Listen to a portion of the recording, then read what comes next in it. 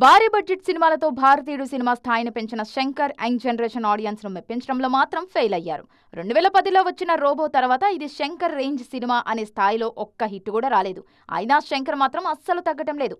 ఒక్కో సినిమాకు బడ్జెట్ లెక్కలు పెంచుకుంటూ పోతున్నారు.